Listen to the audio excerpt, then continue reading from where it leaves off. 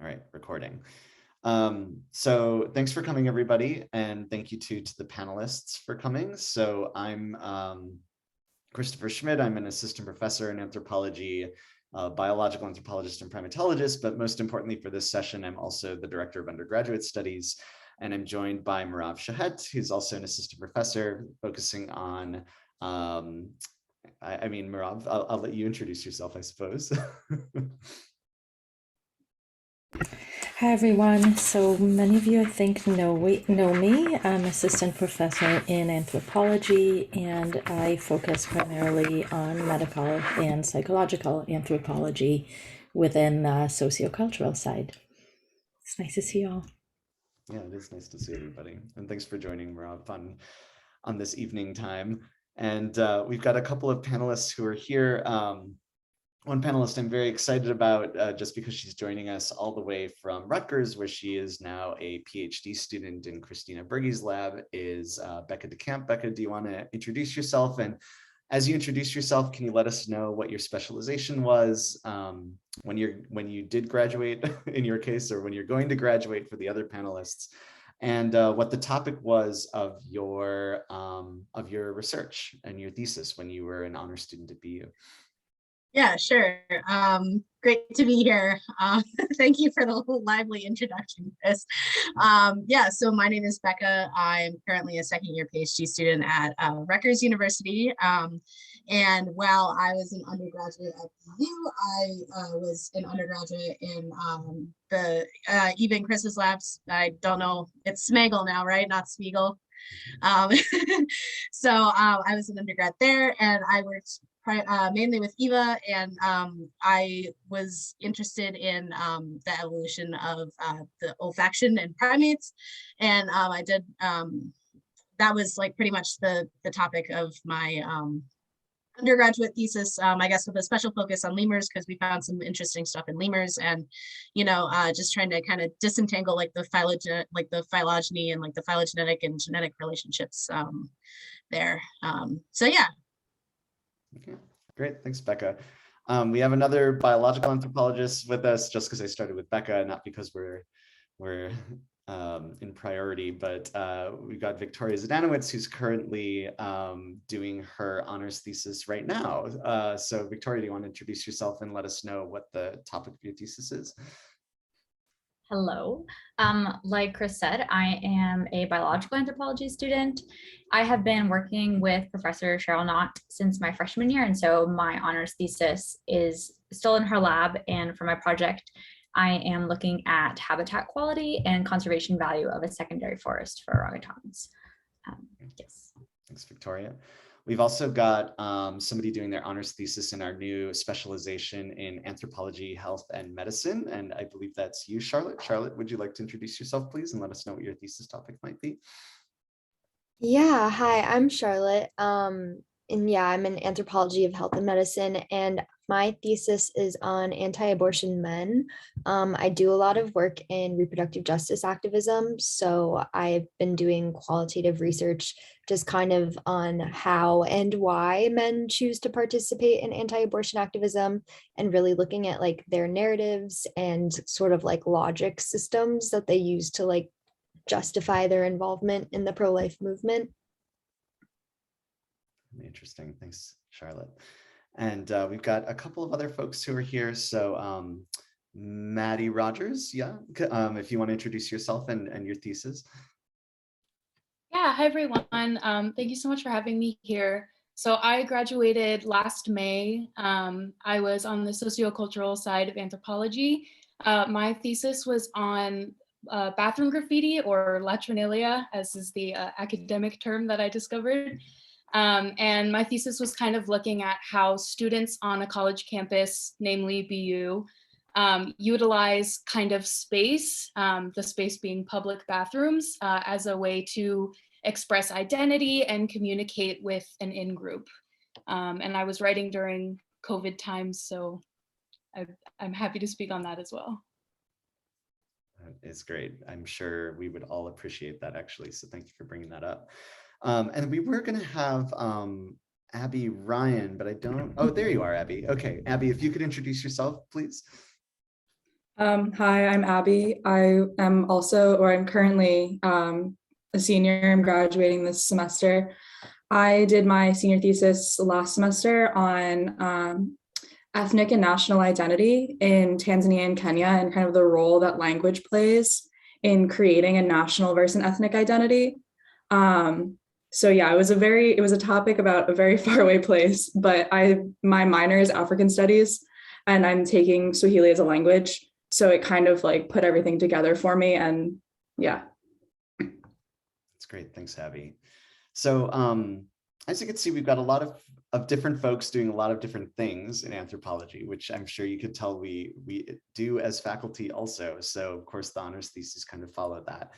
And what we really wanted this session to be was just an opportunity for those of you who are considering doing honors research or considering doing research at all to kind of learn how it works, to hear from faculty what our perspective might be on it, but also to hear from the students who've already gone through the process or are currently going through the process, for you to hear what it's like. A lot of people find it daunting. I know when I was an undergrad, I never even considered doing a research thesis because I was like, how? Like, how does that even work? And so we're going to tell you that now. And we've also got the documentation if you want it, and I can put it in the chat if that's helpful. But I think it's going to be more helpful hearing from your peers and from students who've recently gone through this process, particularly regarding why to do this, because we already have a lot of classes that we're doing. It's already tough times, and some of us are still choosing to do this through those tough times. So it would be great to hear perspectives. Oh, sorry, I don't know how I got muted. Good to hear perspectives about why this is helpful, particularly from folks who have already graduated and are maybe doing other things, and hearing from Maddie and Becca, like what the process of doing a thesis might have done for you now that you've graduated. But in the meantime, I guess what we can do is we can start off. I'll put some of the documentation into the chat so that folks can take a look and maybe have questions about that. But in the meantime, we've just heard from our panelists about what their research is like. So maybe it would be good to open up with questions from folks. It could be for me and Marav, but even better for your peers. So does anybody have any questions about doing a thesis kind of off the bat that our panelists might be able to help you with?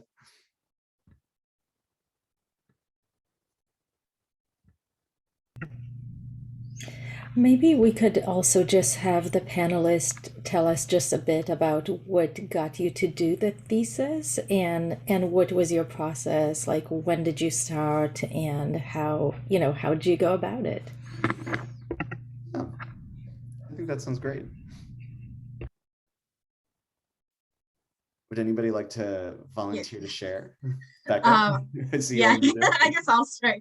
It feels most logical because I'm kind of the oldest in this situation. But yeah, so I think I started the process like at the end of my junior year, like at least getting all the documentation together and like kind of figuring out like during the summer, like before senior year, like really figuring out like what the topic of my thesis was going to be. I mean, I was already doing the work, and like I thought maybe I would do something else, but then I realized, that would be a lot.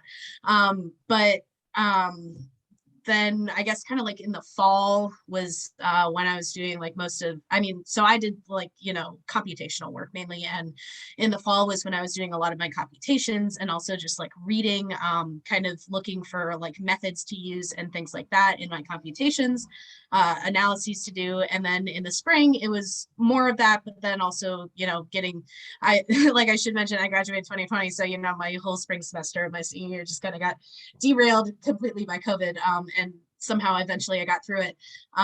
So yeah, the writing part I think was definitely the hardest part for me. I mean, partly because, COVID depression and like, the like I'm stuck in my house forever and I just want to be depressed by myself. But also like just because writing a thesis is like not something that I'd ever done before, and like scientific writing is something that I had certainly not really had a lot of training in, so that kind of took quite a while for me to like kind of wrap my head around like how I was going to do it, and like how like I wanted to actually like lay out my thesis and what I wanted to say. So yeah, I guess that was the most daunting part, but that's kind of like I guess the progression there. That's great. Thanks, Becca. Maddie, how about you? Can we hear from you next, since you're the most recent to have graduated? Yeah, for sure. So similarly to Becca, I also started kind of developing my thesis my junior year. I will say, in my opinion, one of the most important early steps was connecting with possible advisors.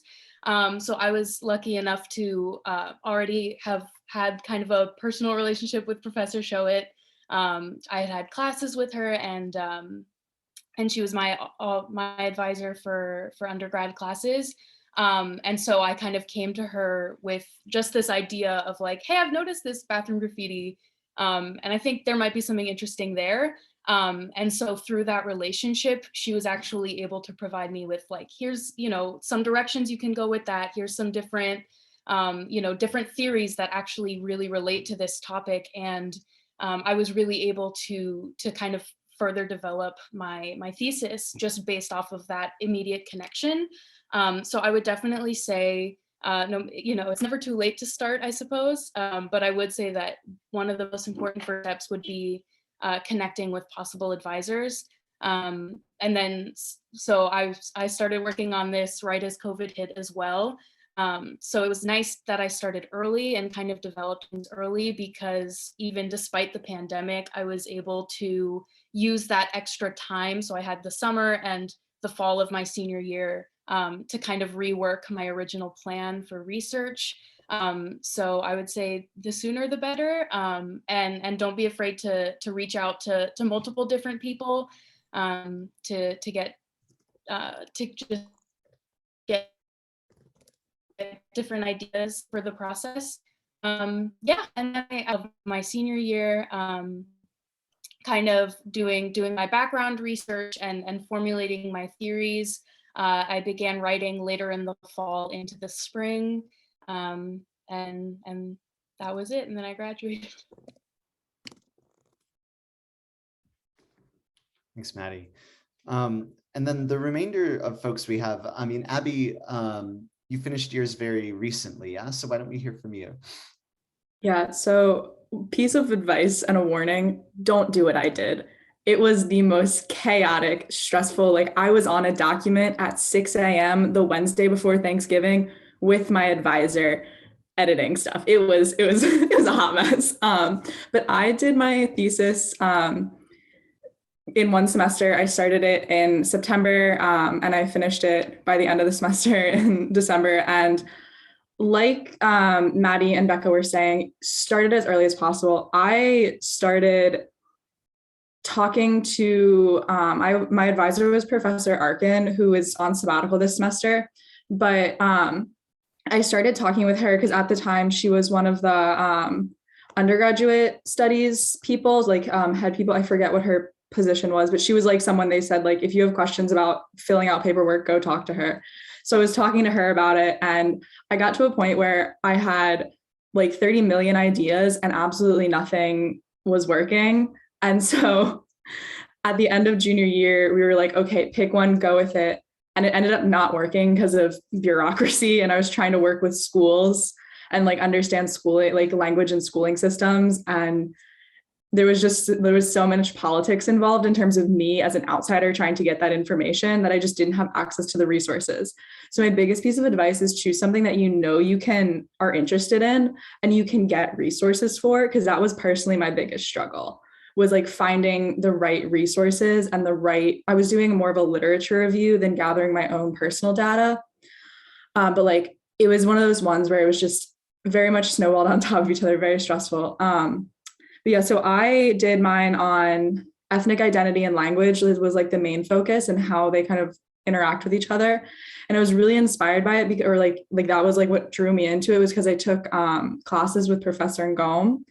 And he obviously focused on West Africa, but as a Swahili student, I was like, this has to like play a part in Eastern Africa too. It doesn't make sense for it to only exist in one part of the world.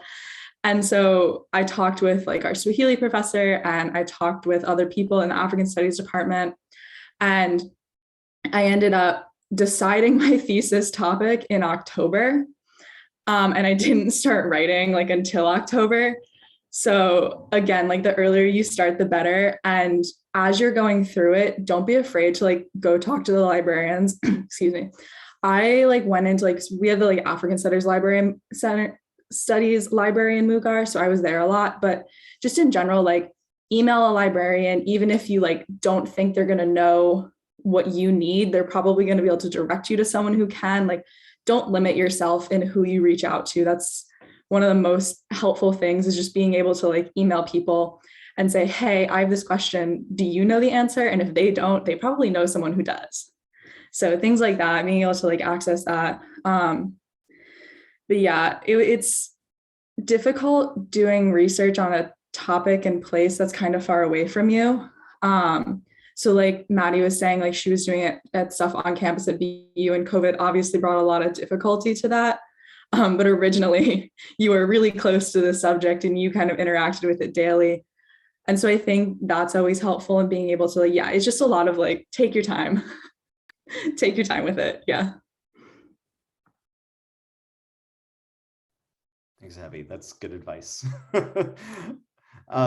Charlotte, why don't we hear from you next? So my process was also kind of unconventional. So I just generally wanted research like experience as a sophomore. So I approached Professor Smith Hefner because she has a lot of research focused on like sex and dating patterns, which I'm very interested in. And she is working on a project for like a book that will be like a companion to her first book on like marriage and dating practices in the US. And I was like, this is really great and something I'm interested in. So I worked with her for 2 years. It was myself and another anthro undergrad who both kind of like conducted our own research projects with the same focus as her research, kind of like under her guidance, which was really exciting, except the Europe application to do that research. I started that process my junior spring and I didn't get Europe approval and funding until the summer before my senior year. So this past summer. And that was fabulous. I had a great summer doing that research, but by like the middle of the summer, and at this point, this is like a year and a half of me working on this research topic that I had originally only pursued because I was like, I have interest in this and this professor studies it. I was like, but I don't think I want this to be like my thesis. Like, I don't think this is actually like the research that like I want to like put my name on and be like, this is like the research that I want to represent myself. Because if you think about it, like your thesis is kind of like the embodiment of like you as an academic and researcher. And so it's like, if you had to pick like one topic that like you're super, super excited about to like study and write about for like potentially 2 years, you should listen to your gut and not just do necessarily what is like immediately available to you, which I don't think I totally understood as a sophomore, just looking to find research experience. So what I wish I had done and what other students have done and what I would highly recommend is taking a summer to do Europe research with the intention of using that research for your thesis. Because I spent a summer doing research that had nothing to do with my thesis, and it informs it in some ways because like marriage, like I don't know, attitudes towards marriage are like inherently linked to attitudes towards abortion. But I really wish that I had like uninterrupted time to just conduct research for my thesis, because conducting research for your thesis and doing a full load of courses at the same time is a lot of work and it's very difficult. And what ended up happening was Dr. Shohet and I made a plan in July of 2021 to kind of like reorient me towards this new topic that I wanted my thesis to be on. Like we mapped out a timeline. We decided that like data collection and lit review would take place in like the fall, and then writing and defense would be this spring, which is what I'm doing now.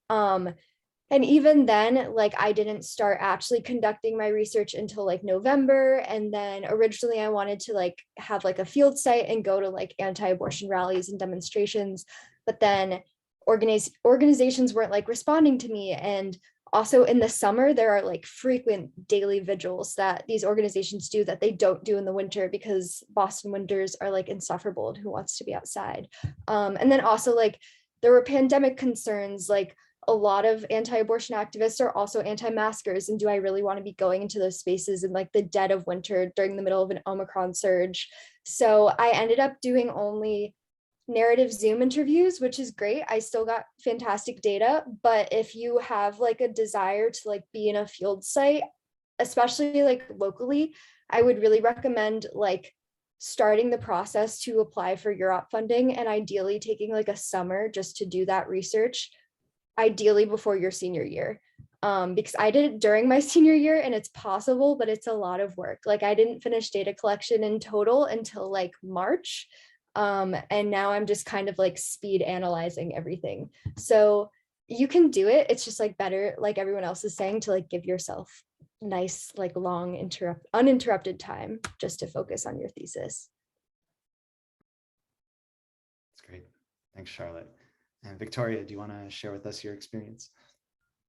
Sure, I will be quick because I see there are lots of like questions and things in the chat. So one of the reasons, I guess, why I was most interested in pursuing an honors thesis on top of like overloading courses and being too involved, arguably sometimes, was A, to not only so I can graduate from Kilshawn because I need to do that, but also because kind of like what Charlotte was saying, it's a culmination of all of this like effort and energy that I've put into learning, you know, this wealth of information over the last 4 years. And so I'm very excited to have the final product when I have it, hopefully soon, because I think it will be a really fantastic way to kind of like, I don't know, present something that I'm proud of that reflects like my strongest interests over the last 4 years. When it comes to the process, I mean, I think I would recommend really like taking the time to do some reading and give yourself like totally, you know, an empty page to think about like what it is you're most excited about. What do you want to dedicate the many hours a week for the next X amount of time that you will be dedicating to working on this project? Make it something that you're interested in because it is going to take up a fair amount of your time. And when it comes to things like UROP, I think don't feel so much pressure maybe about like your first experience with UROP being like your thesis topic, like figure it out ahead of time. Once you do UROP, like that's what you should do. I was fortunate enough to have UROP funding for like 3 different semesters total. And so I was able to, I don't know, I thought UROP was a really great way to like dip my toes into like what doing research is like. And like, it definitely has helped me feel significantly less intimidated about the writing process, about approaching a research question and trying to conceptualize an appropriate timeline. That was something I really struggled with. Like my first few ideas for a project could have been like PhD dissertations. And it really took me to like ask around, talk to grad students and be like, okay, somebody like help me here. I don't want to dig myself a hole that takes me 8 years to climb out of. I really need something doable. And so I think the UROP experience, if you have that opportunity to maybe do it more than once, can be a good way to just, I don't know, they provide a good framework of like, here's 10 weeks, you should do a project, and like being able to use that as like a trial of what is possible within that time and how can I, you know, use these skills and tap into other interests of mine. UROP also feel like, not to say UROP is low stakes, but it's obviously very different stakes in an honors thesis, especially for something like summer UROP. At the end, you're expected to give like a poster presentation. It's definitely not the same as like a 50-page manuscript and like a dissertation defense or something, right? So I think it's a really good way to get started and make the idea of research and pursuing a thesis less scary. And you also don't necessarily have to do like UROP. You can also do like a directed study semester and work with a professor on a project that basically is just like UROP, but you're not doing it with UROP funding. You can just do it for credit or something. But I definitely think that's a way to make it seem less abstract and scary. And Victoria, just for context, and any of the other panelists, feel free to jump in here too. When were you doing your UROP semesters during undergrad? Was it like your sophomore year, your junior year, and if it was associated with your research, like when was that happening?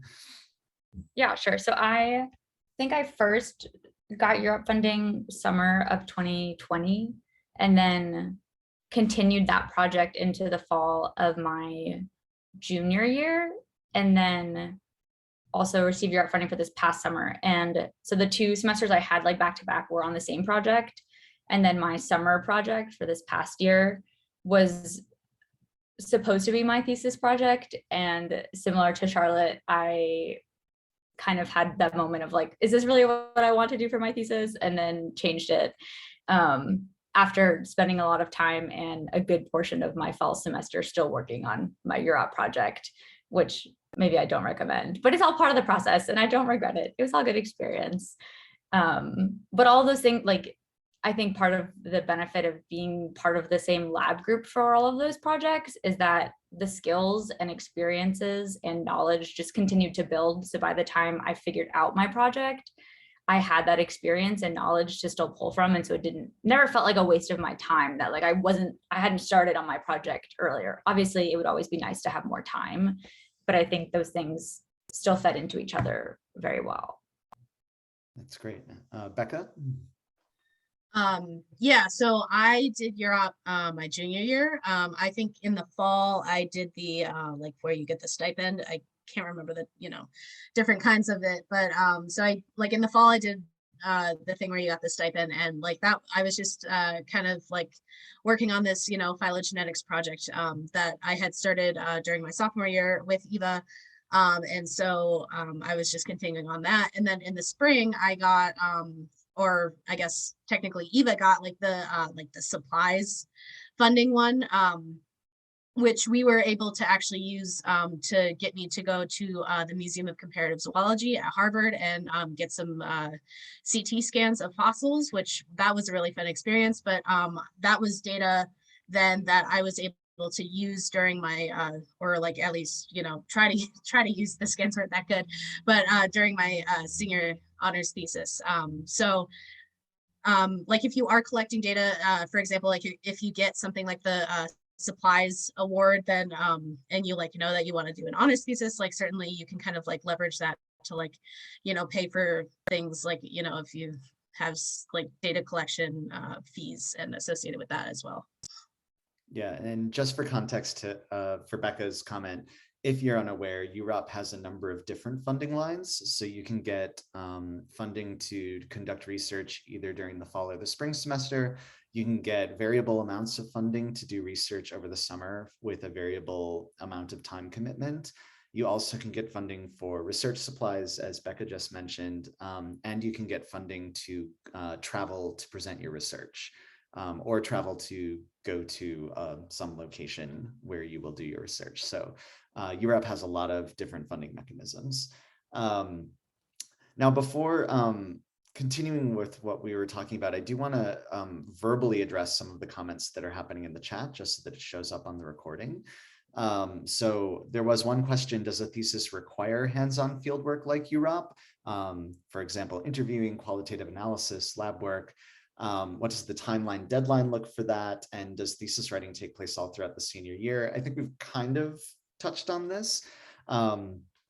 Even though we are talking about how beneficial UROP can be and how beneficial it can be to go and do field work or lab work for that matter, it's not required. You can actually do a thesis that is entirely library research based or engaging with theoretical literature, but it's usually a lot more fun to do the field work and also a lot more satisfying, I would argue, for many people to actually kind of dig in and collect your own data and analyze it yourself, but it's not required. And for those of you who are juniors who are joining the session, know you have not missed your opportunity to actually kind of get involved in the research process. This is something that you can do without having done your UROP before, and you can go into your senior year and still do an honors thesis if this is what you want to do, and if you have an idea that's implementable within that timeline.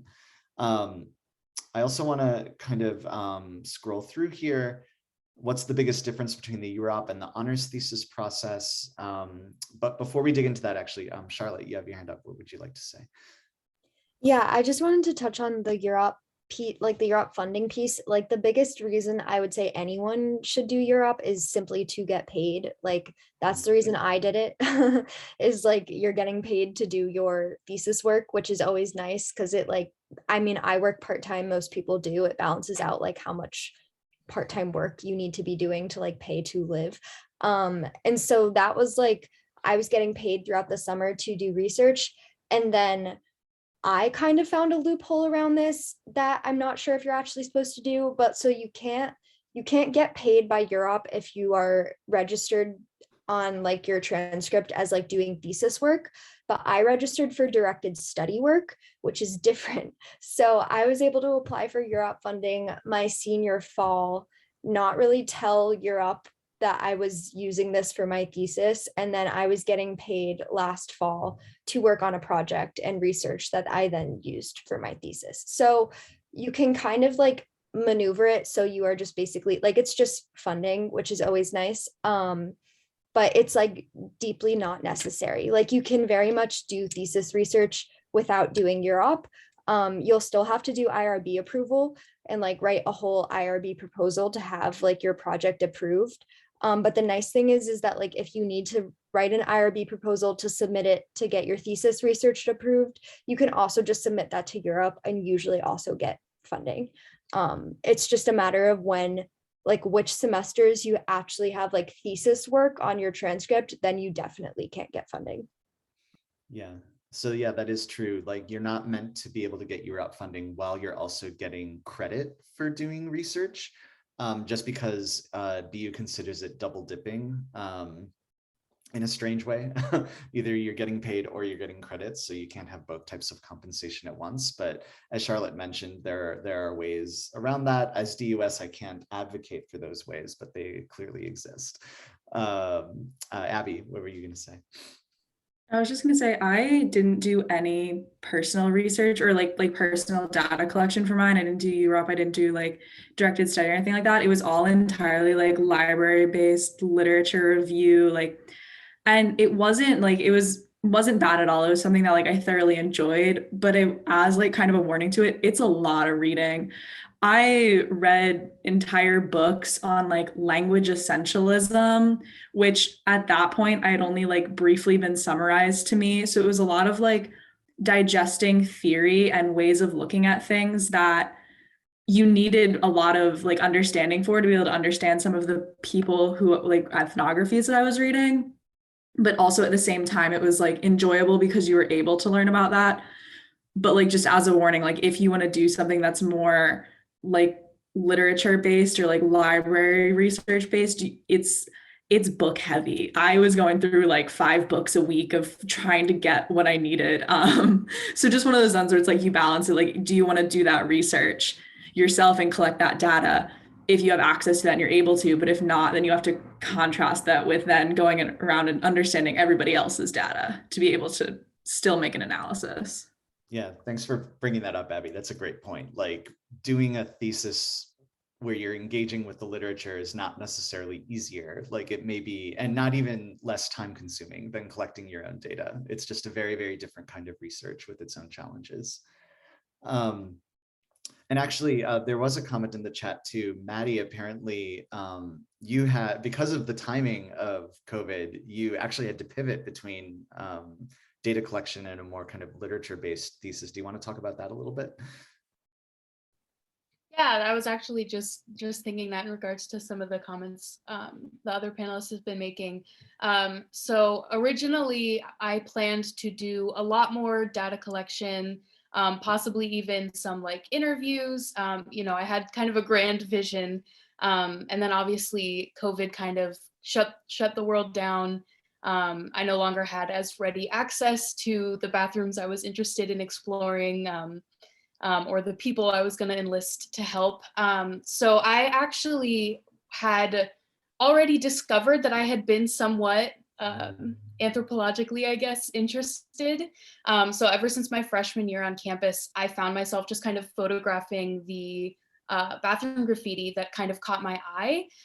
So I was able to use my miniature collection that I had been building up over, you know, the three and a half years leading up to my thesis. and I was able to analyze that.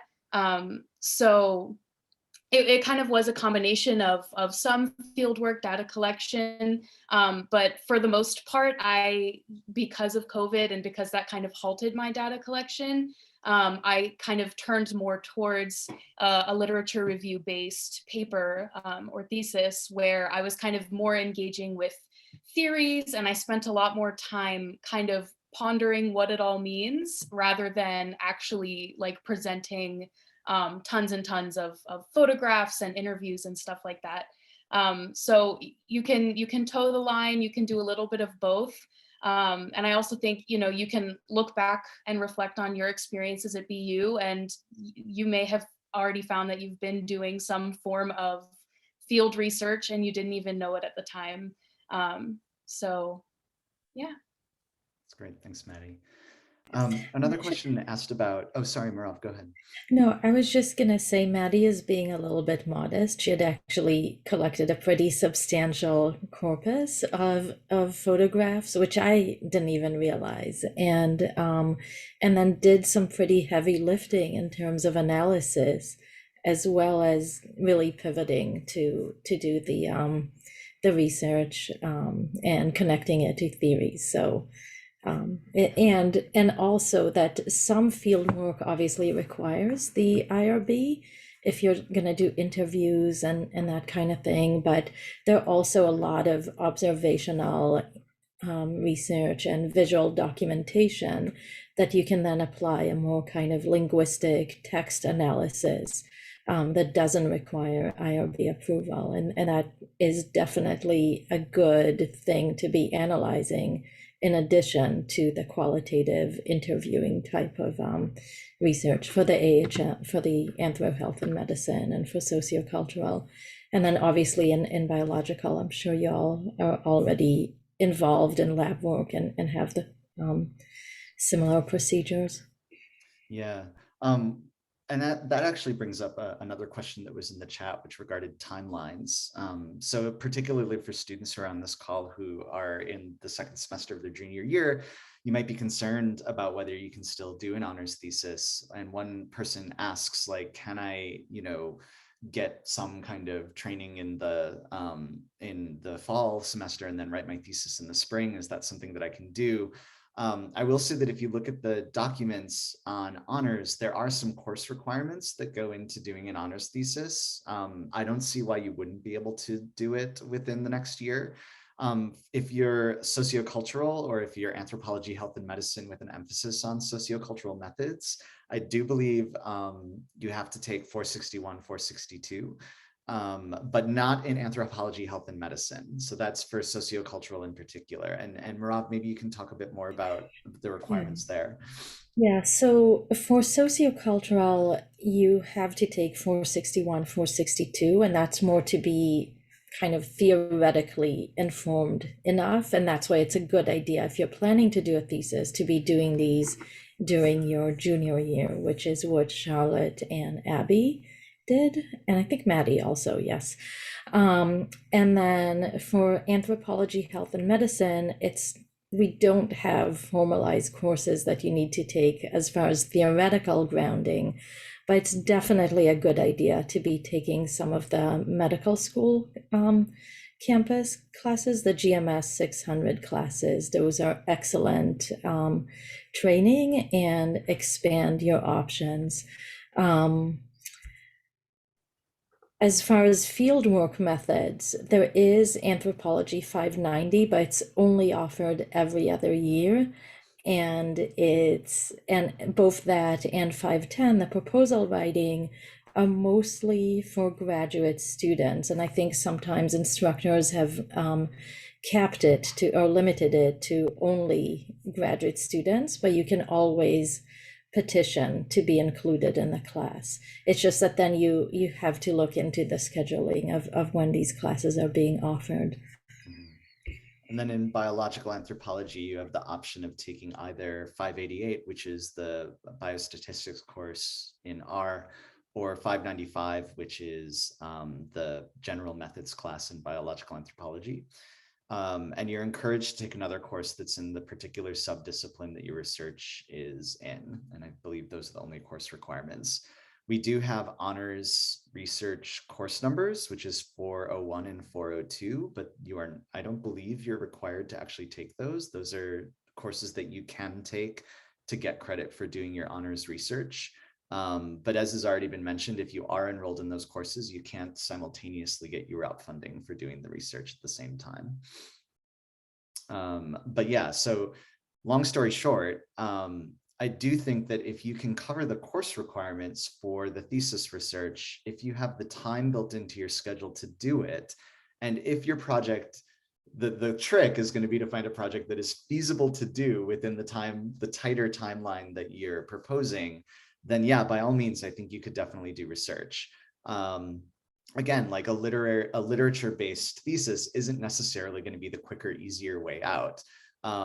What I strongly recommend, and this is also something that somebody in the chat mentioned, is that you find an advisor that you feel comfortable working with and you feel comfortable chatting with about formulating a question that you want to ask, and then find the best way to answer that question within the time period that you have available to you.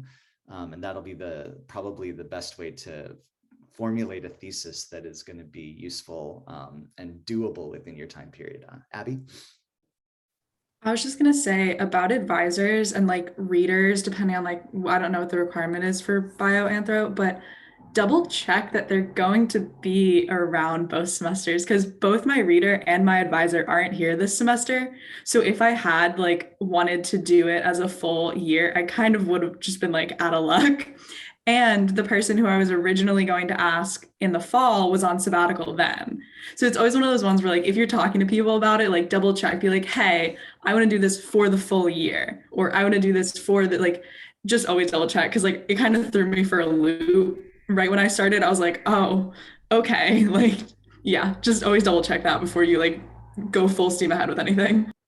A lot of times, though, if you check with the advisors, they might very well agree to still advise you, even if they're on leave, if they're in town. And obviously, that made it was easier during COVID. But even when we're on leave, we're okay with advising. We don't want to set students back. Yeah, somebody else had a question in the chat about timing with the coursework, and I think we maybe have answered that. I don't think it's a big deal if you have to take these courses in your senior year.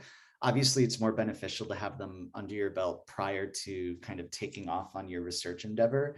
But if it's just a matter of fulfilling the requirements, you certainly can take them during your senior year and still write a thesis. Charlotte? Yeah, I was just gonna say that like they're 461 and 462 are like very foundational. Like it's a lot of like classic anthropological texts and ethnographers and stuff. And that's always nice. And I took them both my junior year, and I'm like glad that that was the timeline I did personally. But I also think I'm pulling maybe like one of the ethnographers from that entire, like both 461 462 directly into my research. And even then it's more of like a like, yeah, like he did this originally once long ago. Like most of the theory and like anthropologists that I'm referencing in my research are from like a course I took on reproductive anthropology. So it's good like foundational theory, but it's not intrinsic. It's like not like you'll be okay is what I'm trying to say if you don't take it before you start researching. Like you can prioritize theorists that are like more relevant to like your niche of like what you're interested in. And I'm wondering, Becca or Victoria, what are your feelings on either the stats or the methods class prior to doing research? Do you think that's helpful, important? Well, well, Chris, I remember you saying to me my freshman year, you kind of slapped the R book down in my lap during an advising meeting and said, if you want to do research, then you'll learn R.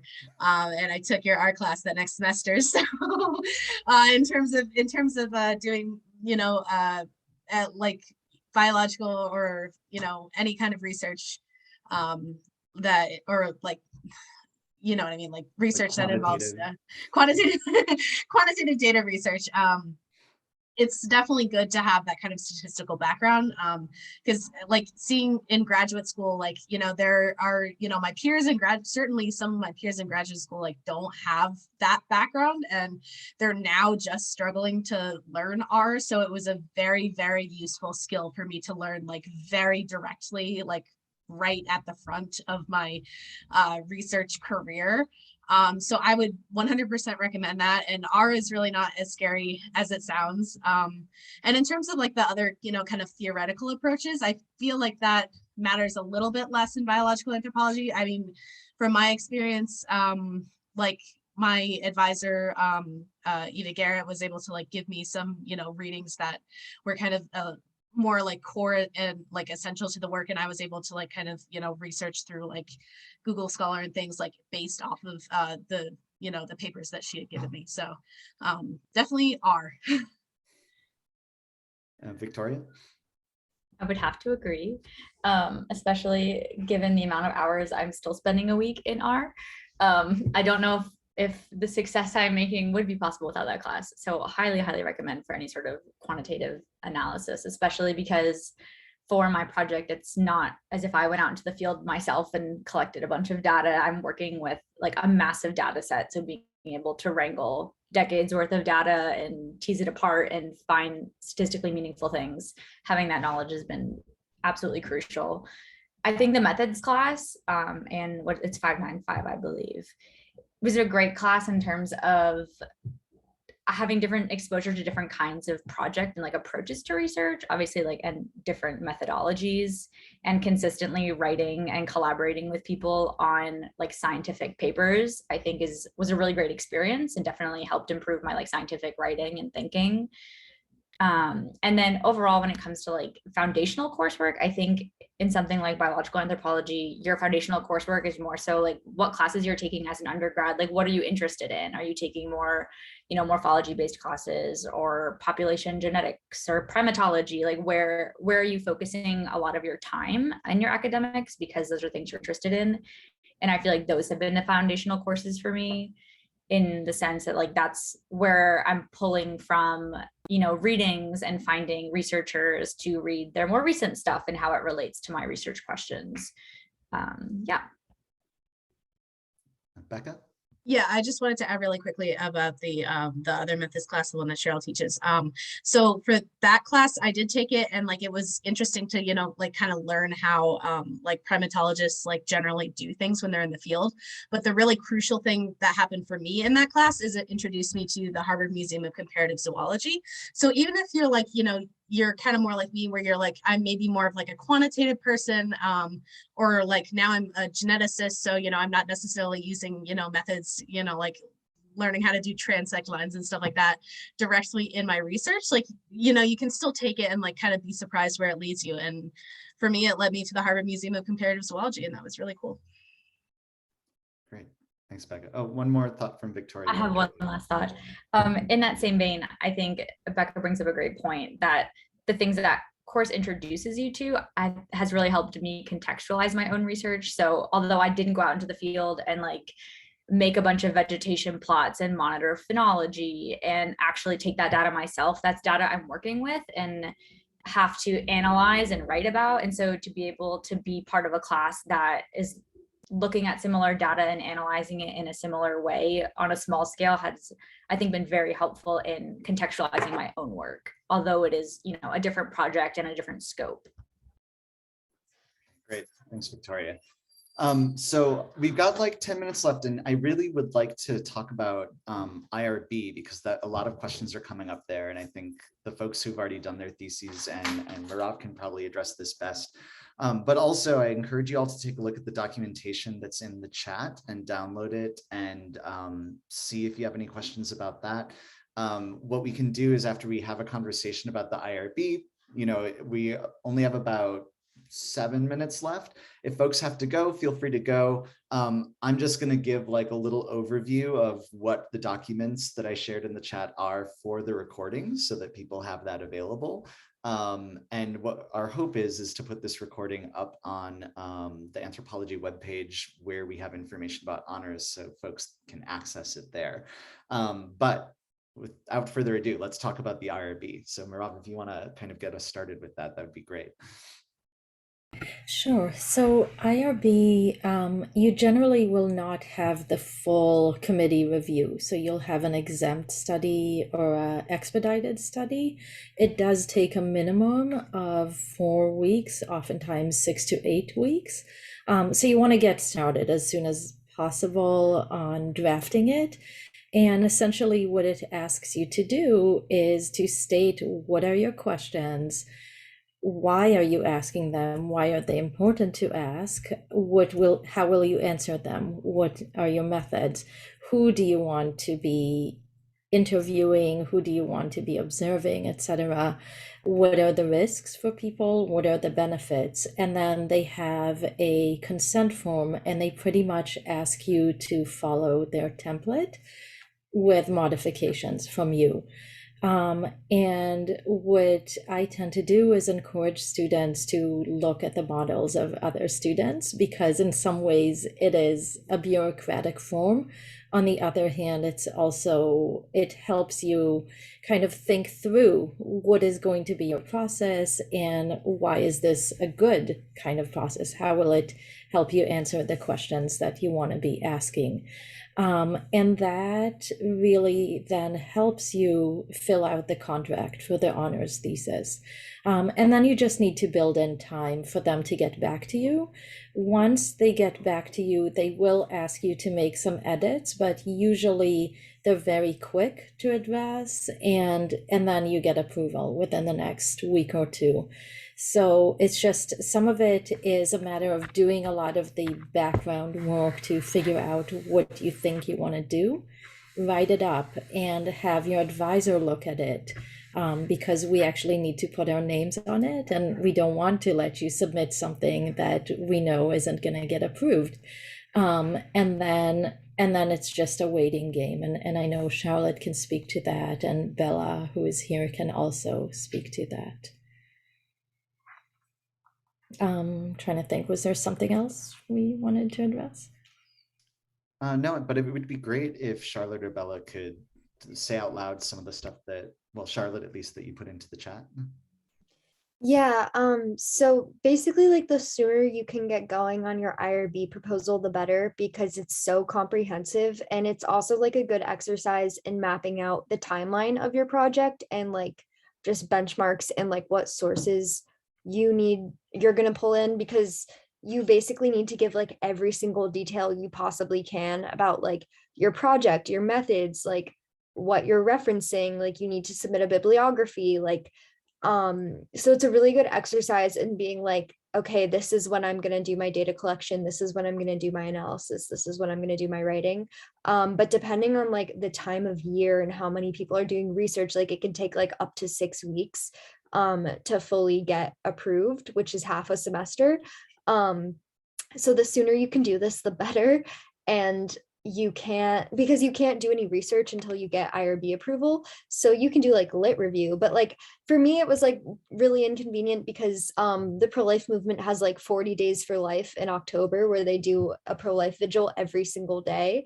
And it would have been fantastic for me to be able to go to those vigils, but I couldn't because I didn't have IRB approval, which ended up being fine. But like, it expedites your timeline, and it's better to like have data and then have a ton of time to like think about your data than like have a ton of time where you're waiting to collect data, if that makes sense.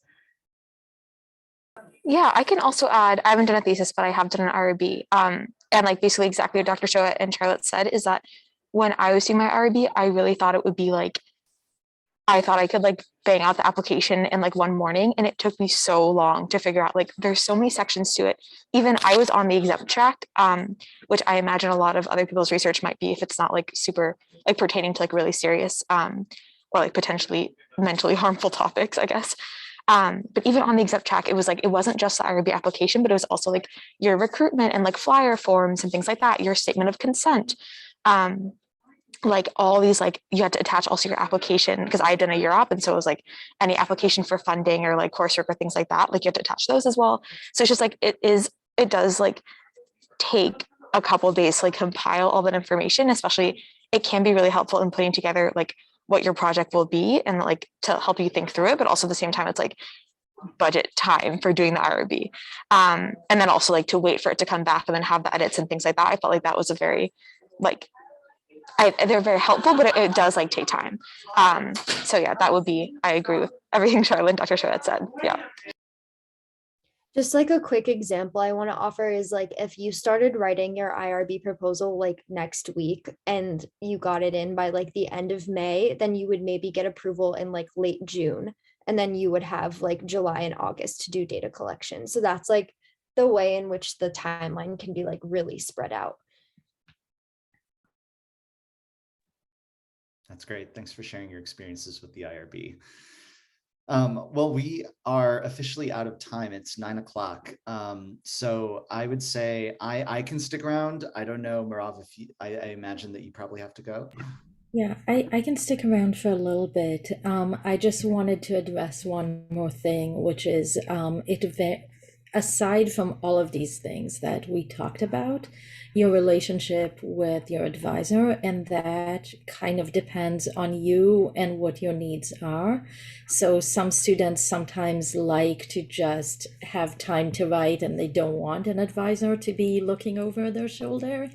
And some students like to have that accountability and test out ideas and analyses and kind of report. So it's kind of up to you, but it is a good idea to set the expectations early on with the advisor.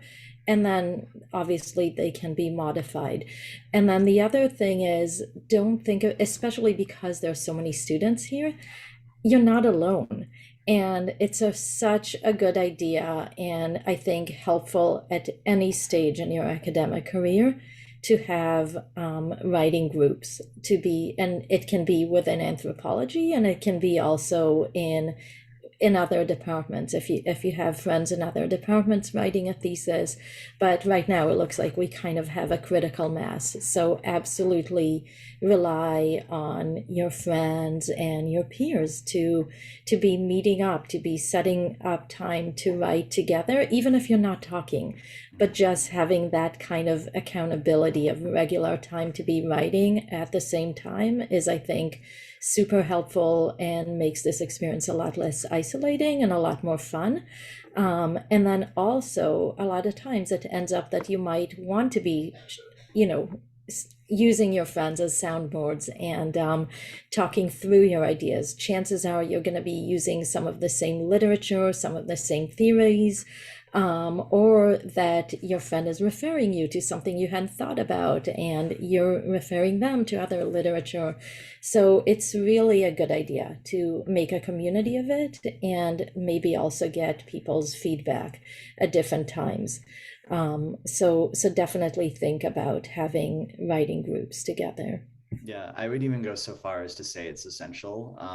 I'm a member of 2 different writing groups right now with very different groups of people, and literally like all we do is we log into Zoom, we say hello, we talk about what we're working on, then we log off and we check in again 2 hours later, under the understanding that during those 2 hours, all we are allowed to do is work on what we said we were going to work on. And even that has been really, really helpful for pushing some of my work forward during a time when there are so many other distractions, right? And when it's so isolating, like these are the people that I like check in with, right? So I think it's a really, really great idea. So I'm glad you suggested it. Okay, so I think what we'll do now is we can field any other questions that people have lingering.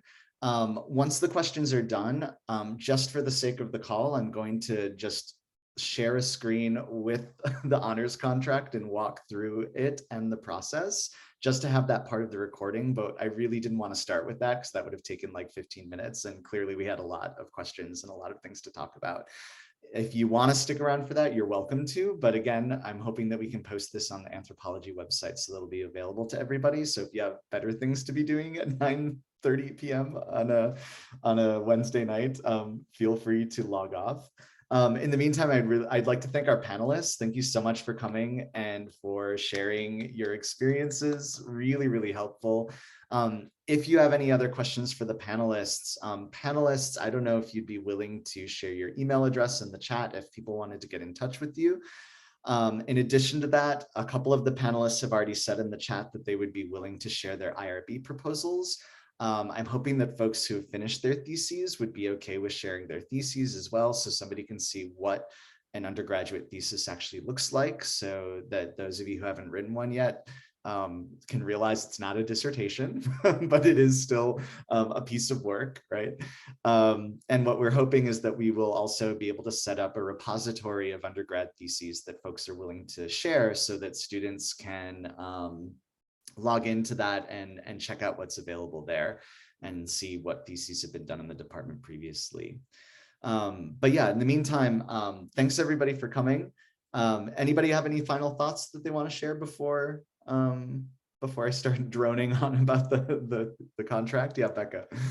I just wanted to maybe contribute a little bit to the conversation about feedback too. So if you're doing Europe and things like that, you'll probably have a little bit of experience doing conference posters, because I know that there's the Europe little poster presentation day or whatever, or you can certainly submit to larger conferences. That's what I was doing throughout my time doing research, is submitting abstracts to larger conferences and presenting my work there. And that was also something that was really, really helpful for me, to get feedback from not just, my immediate peers, but also other anthropologists. And so, yeah, that could also be something that's crucial, is to just make your work known to a little bit of a broader audience. Help. And on a smaller scale, Becca, would you say that the Europe conference served that function also, or is that a little less helpful in that respect? I did not do a Europe conference, actually, so I don't know. Any of the panelists do the Europe conferences? Was that helpful? Victoria, Charlotte? Yeah, I did the Europe conference. I would say it was a good experience in the sense that standing in front of your poster and having to talk about what you did definitely makes sure you know how to articulate your field, maybe to people who don't know anything about it. Though I would say when it comes to my research interests and ideas, it was more helpful to present in a conference, particularly for the field. So whether that be NEEP or the ABA or Northeastern Evolutionary Primatologists or Association of American Biological Anthropologists, because acronyms can be confusing, speaking to people within the field who can help you deepen your questions and understanding of things is really, really helpful, especially because you may be working with an advisor who, we often think our professors and advisors know everything, but sometimes there are things that they aren't experts on. And so it is great to connect with other people in the field who may know a bit more or have different advice on certain things. So yeah, definitely a very, very valuable experience. In a similar but kind of different vein, the act of presenting research is also just a good exercise in learning how to present your research to a non-academic audience. I'm someone who I'm really on the fence as to whether or not I want to go into academia long term, and I know that I'll be taking at least a few years break between my undergrad and whatever type of grad school I end up doing. And so that means that for employment stuff after graduation, I'll mainly be looking at industry research positions, which are obviously very different from academic research positions. You kind of have to not to patronize, but you do kind of have to boil things down to major bullet points, and point out these cause and effect flows to people, even if you understand all of the minutia and details behind it. And so it's a really good exercise just in being I'm very well versed in this topic. I understand everything about it. I have tons of information about it, and I know how to communicate it in a way that's accessible and is not just only reachable if you're also a seasoned academic. And for sociocultural folks, is it often done that honor students are presenting at conferences also? And if so, which conferences? Is that something that happens? Not as much. Okay. Yeah, really not as much, unfortunately, but you know, it's not out of the question. It's just typically not as done. Okay. That's good to I know. will say, oh, sorry. I was just say, I will say, like, obviously, like you said, no, like conferences. But I talked to, like, as I was doing my project, I was talking to other professors who had absolutely nothing to do with it. I just happened to have classes with them. And there were times where, like, my Swahili professor absolutely disagrees with my thesis. She's like, "You're wrong. I don't think so." I'm like, "Valid. Like, you live there. Like, it's where you grew up and where your family is." But it was just one of those ones where, like, we had talked about it, and she was like, "I see your point, but I disagree." I was like, "Yeah." And it's like, you have interesting debates, and, like, it was fun to be able to, like, have that conversation and for her to critique that, even if, like, it wasn't like a formal presentation. It was me asking a question. So yeah. And yeah, Becca, you mentioned in the chat too that you have been grilled on your research as well. Do you want me to comment on that, or? You don't have to if you'd rather not. It was embarrassing at the time, but well, now the guy is my outside member, so you know. So it works. It worked out. Yeah. Okay. Any other final comments or questions? All right.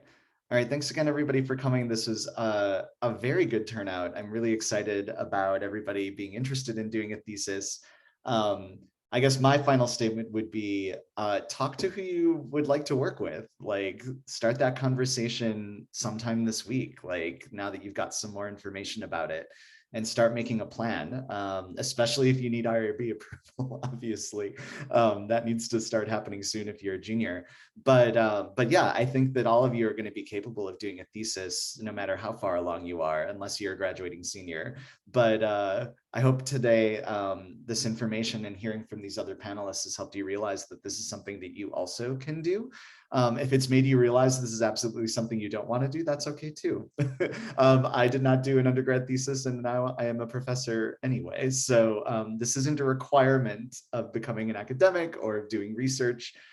This is just an option, and I think that those of us who have done it would say that it's something you'd potentially do again. Is that right?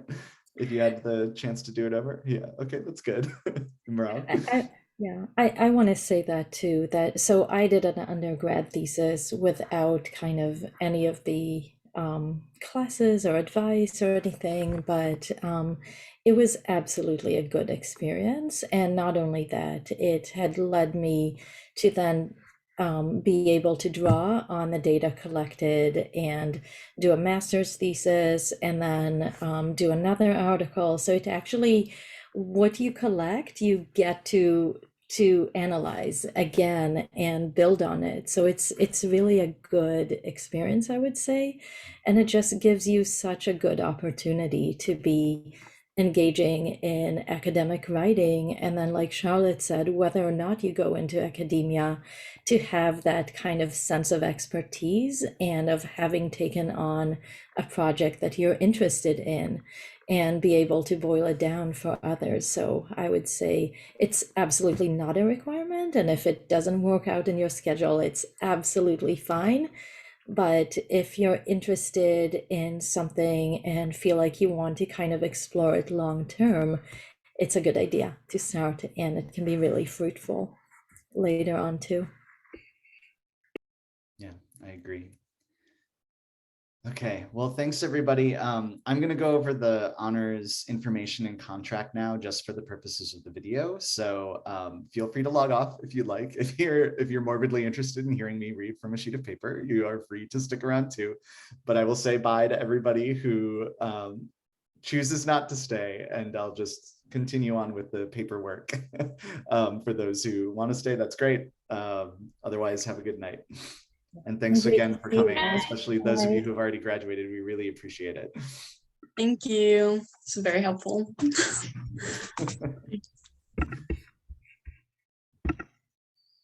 Okay.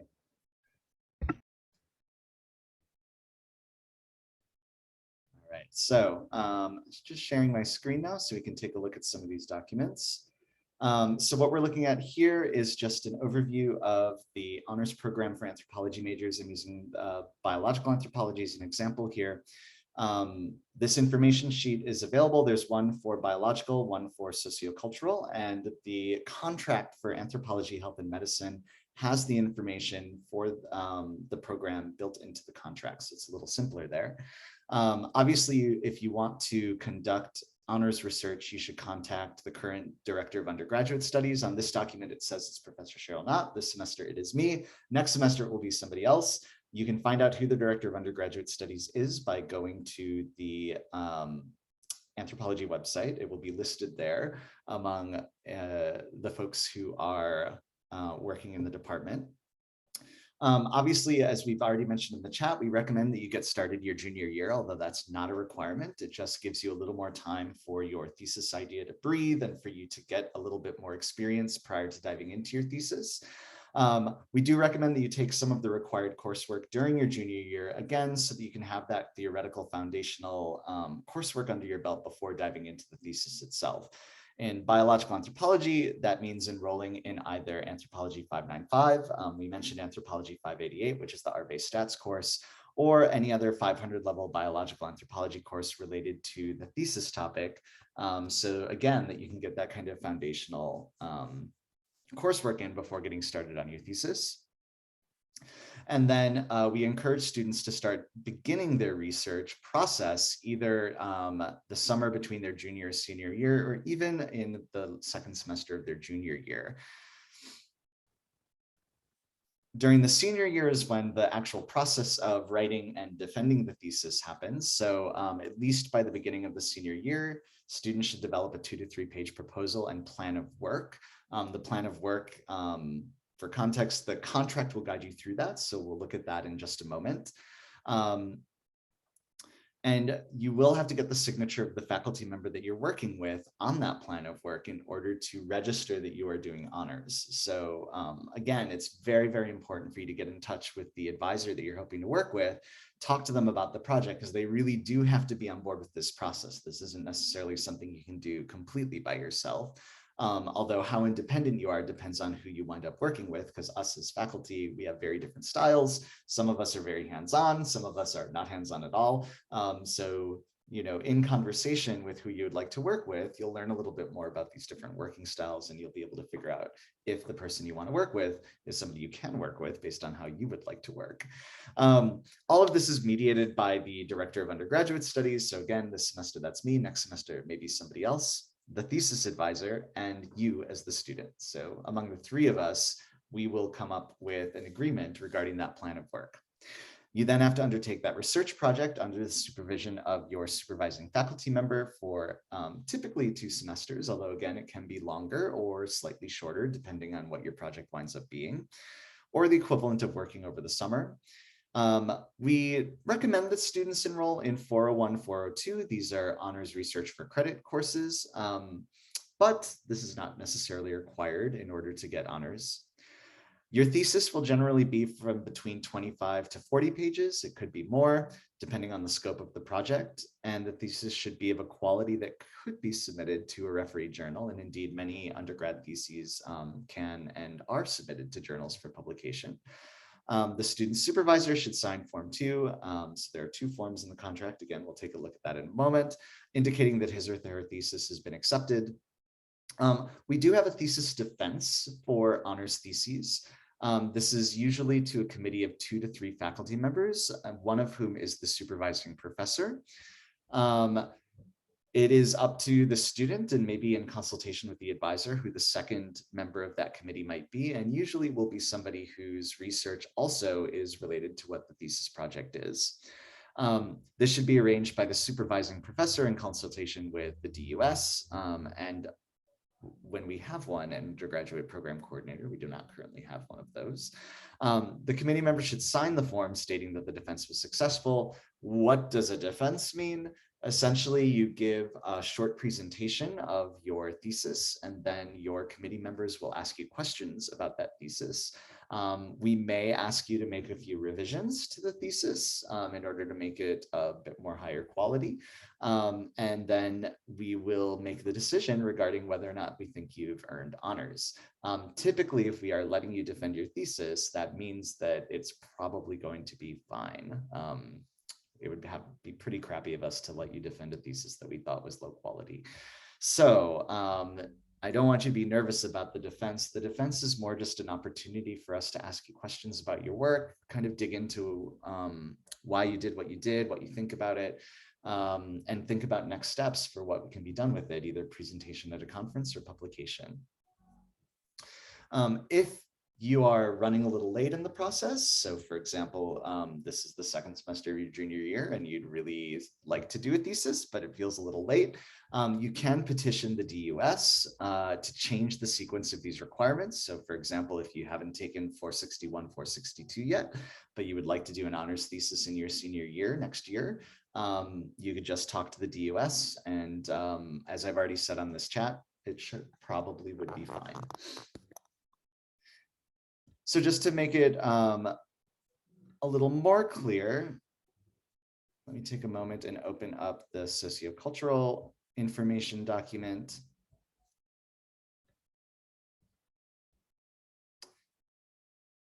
So this document's a little more specific. You do need to get honors at GPA of 3.5. If you have below a 3.5, you can petition again to the DUS to get an exception. For example, this semester, we had a student petition who had a 3.45, and I was like, yeah, you can do honors. So it's always worth asking. So below a 3.2, however, that's a little too low to do an honors thesis. So if you are below a 3.2, a formal petition will not be accepted. With sociocultural students, you are required to enroll in AN 461 and 462. As was mentioned during the chat, this is kind of baseline sociocultural anthropological theory. So it is good to have this under your belt prior to beginning the honors process. However, you can take it in your senior year while simultaneously conducting honors research. It's also encouraged to enroll in AN 510, writing for social science research, although this is primarily a graduate course. And this is by no means required for the proposal. So although this used to be more strongly encouraged, now you can take it if you would like. It's probably going to be helpful, but it is going to primarily be a graduate student course. Just like with biological, during the senior year, students develop a 2 to 3 page proposal and plan of work. You submit it to the DUS in consultation with your advisor, and we all come to an agreement that the plan of work is good, then you may move forward with honors. Your thesis could be anywhere from 35 to 40 pages for a 2-semester project, or 25 to 30 for a 1-semester project. And again, should be of a quality to be submitted to a refereed journal. With the thesis defense, similar to biological, there's a committee of 2 to 3 faculty members, including the supervisor and one other faculty member, at least from the department, who will watch your defense presentation, ask questions, and then hopefully at the end, we'll pass you and you will have honors. That process usually takes about 2 hours for context. After that, we get signatures on Form 2 from the contract, and then we process it in the office and your honors are approved. So let's take a look at a contract by looking at the Anthropology, Health, and Medicine contract.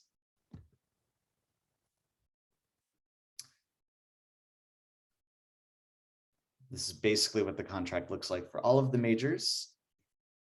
Once you've petitioned for honors, and again, this involves essentially filling out the contract and submitting it to the DUS in consultation with your supervisor, you'll be given this form.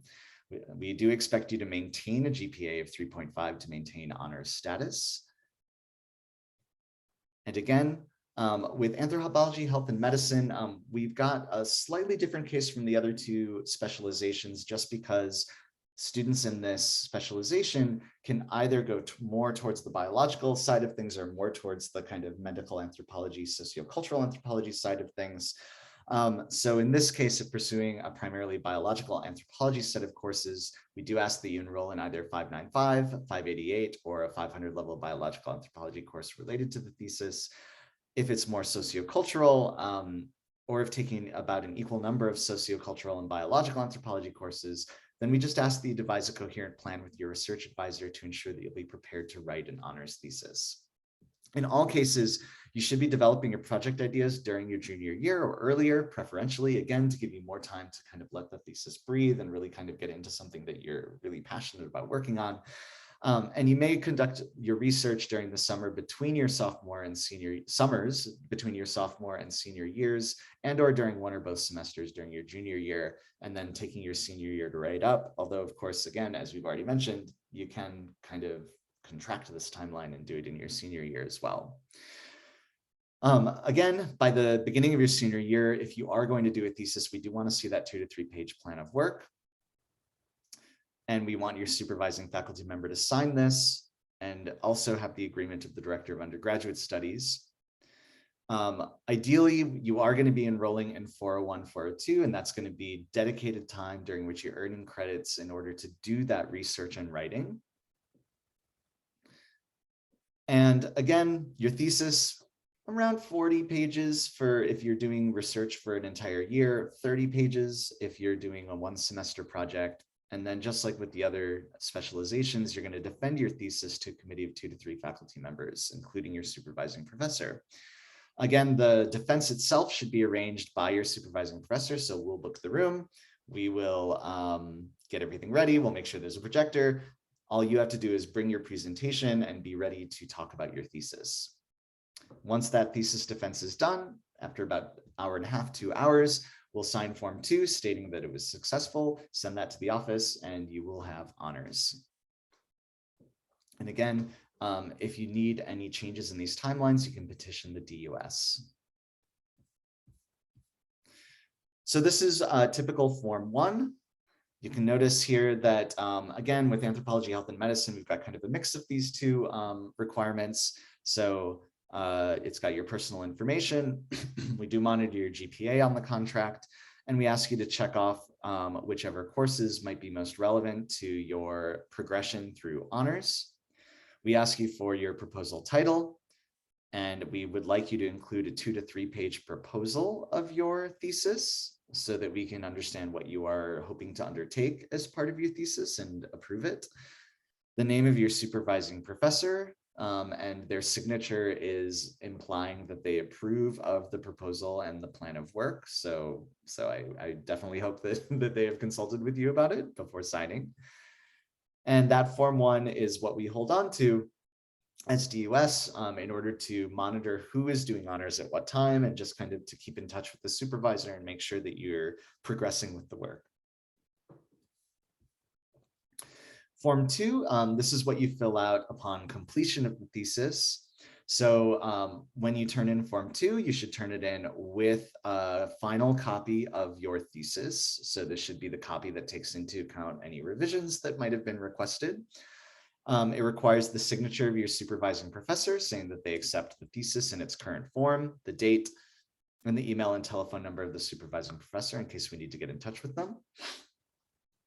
And some information on the defense, the date of the defense committee members, including the supervising professor, and any second or third member who happened to be there. And we do ask that the second or third member also sign Form 2, suggesting that they approve of the final thesis and that they approve of honors being conferred.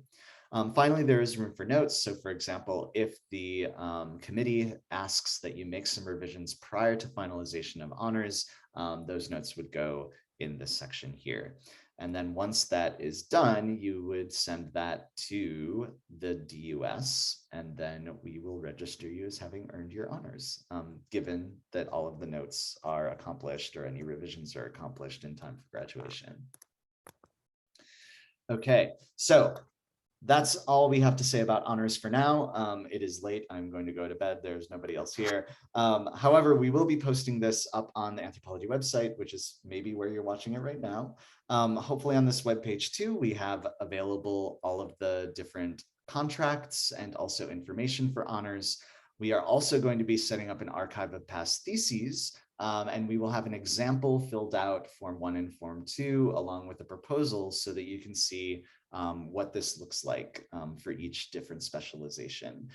If you have any questions, feel free to reach out to the current Director of Undergraduate Studies. It may no longer be me by the time you watch this video, or maybe it will be me again, who knows. Again, you can find that information on elsewhere on the Anthropology website. And if you have any questions, feel free to also reach out to any other students who have done honors. On this webpage, we hope to also have a list of people who have previously accomplished honors. If they are current students, you may be able to find them in the BU directory. If they are already graduated, it may be a little harder to find them, but feel free to get in touch with their supervisors, and it may be the case that their thesis supervisors will be able to put you in touch with them if you have questions. So thanks for sticking around for this session. Again, any questions, reach out to the Director of Undergraduate Studies, and hopefully this was helpful.